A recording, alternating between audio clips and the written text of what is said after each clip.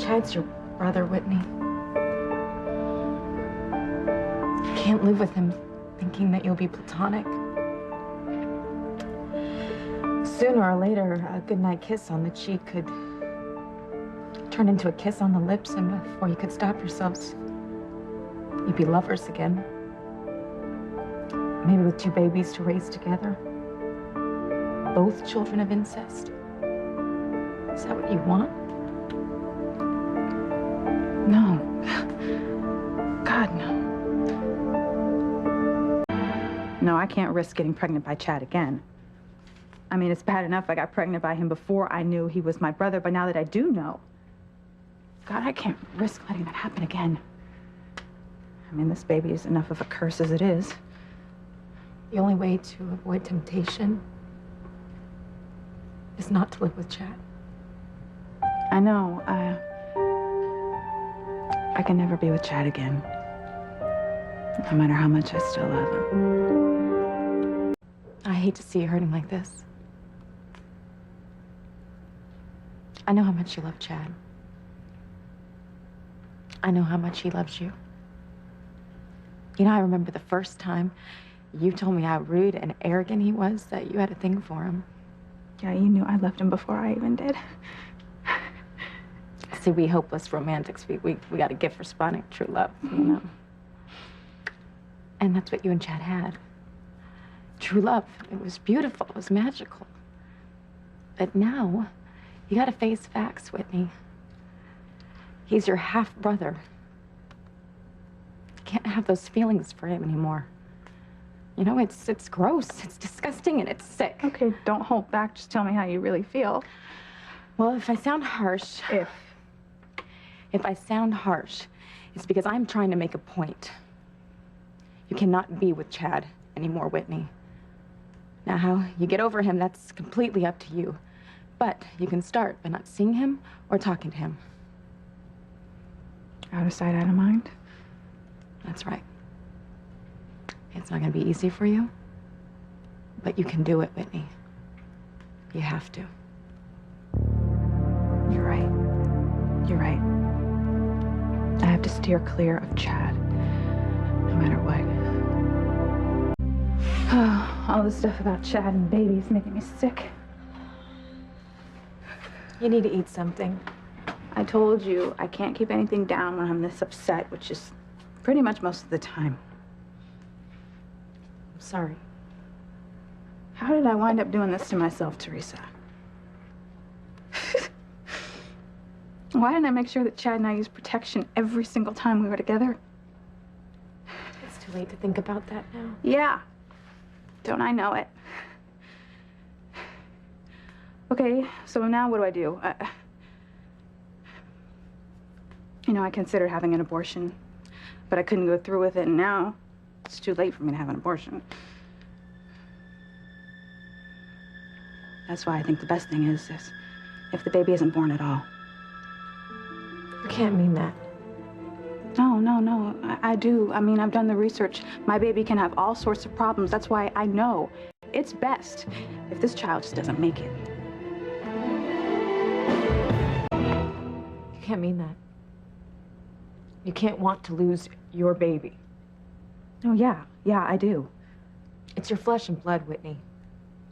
It's a life you helped create. You can't just want it to go away. Look, this is best for everyone, especially the baby. Now, look, either it's going to be born a freak, or everyone's going to know that its parents or brother and sister are going to be labeled a freak. Either way, it's best if this baby isn't born, Theresa. It has a soul, Whitney. It is not your baby's fault that you and Chad are its parents. Well, you're right about that. It's my mother's fault.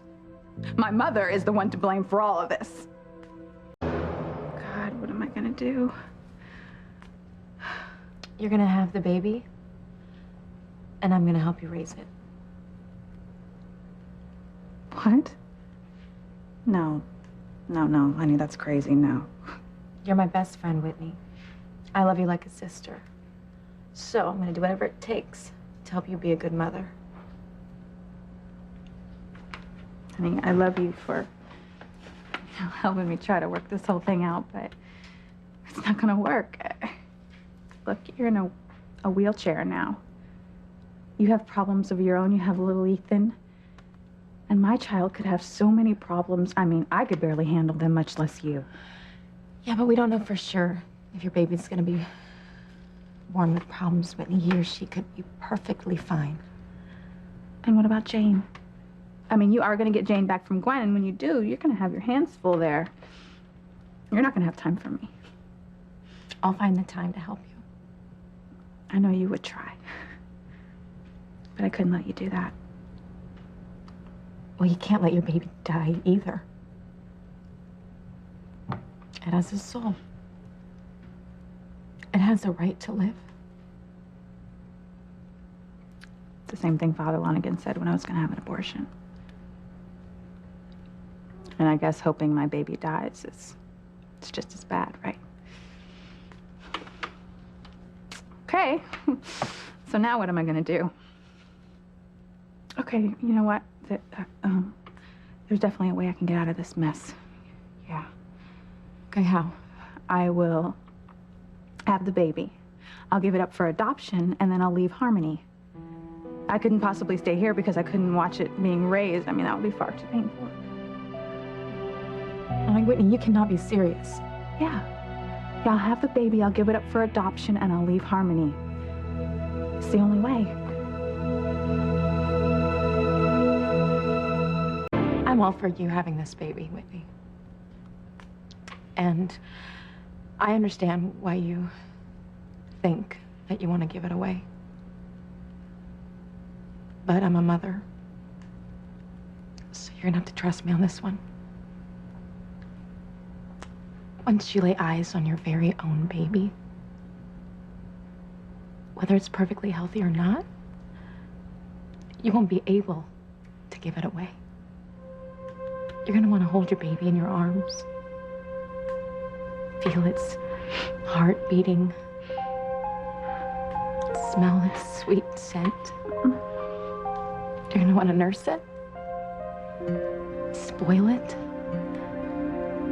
love it, no matter what. Forgive me for saying this, but you know, you never gave birth to your own brother's child like I'm going to. I mean, can you please imagine the circumstance that I'm in for a second? I know it's not quite the same. Not quite. Come on, Theresa, it's not even close. No, I will have no problem whatsoever giving away my child. I've never been more sure about anything in my life.